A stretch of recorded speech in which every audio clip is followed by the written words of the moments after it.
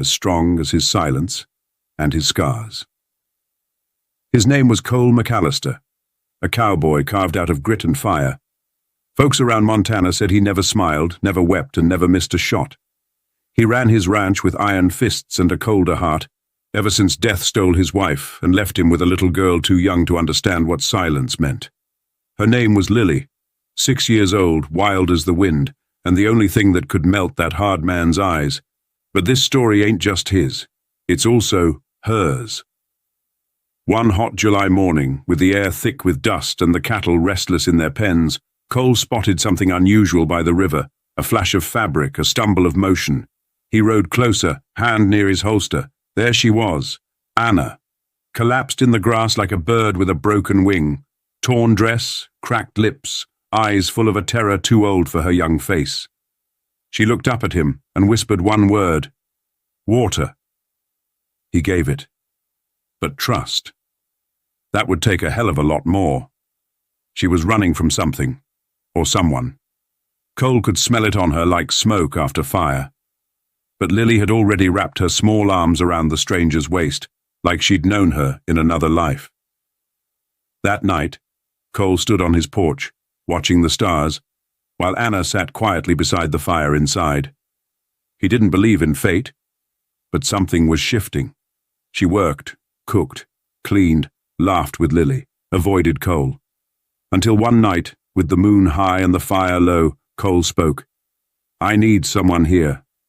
Not just for the house, for Lily, for me. I ain't offering love. I'm offering safety, a name, a roof." Anna stared, stunned. "You want to marry me?" she asked, barely above a whisper. He nodded. Not out of romance, but something older, something like need. She said yes. They married in town, just them, a preacher and the dry wind. No kiss, no rings, no promises of love. Back at the ranch, they lived like strangers bound by duty. He'd ride at dawn. She'd pack his meals.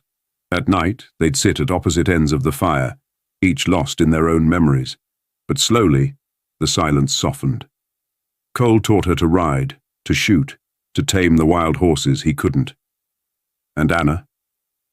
She brought warmth back to the cold halls of the house. Her singing floated down the halls like perfume. Lily began to smile in her sleep. Then came trouble. Her past came riding back in the shape of a drunken man with a shotgun and a slur in his voice. "She's mine," he spat at Cole, standing at the ranch gate. Cole didn't blink. "She ain't property, and she sure as hell ain't yours anymore." One warning shot into the dirt was all it took. The man turned tail, never looked back. Anna wept that night, but not from fear, from release. That winter was the cruelest Montana had seen in decades. Blizzards raged. Cole caught fever. Anna stayed by his side night after night, holding his hand, whispering stories, praying louder than she ever had. And when he woke, he found her asleep in the chair, lips cracked, hands blistered from wood fire. He reached for her. "You stayed." "Always," she said, barely holding the tears back. That night, for the first time, she climbed into his bed. Not out of obligation, but out of love. Spring brought roses, real ones, growing wild by the barn, blooming where the soil had once been barren. Lily picked a bunch and brought them to Anna, calling her Mama for the first time. Cole watched them from the porch, hand on his chest, unsure if the ache inside was pain or something else.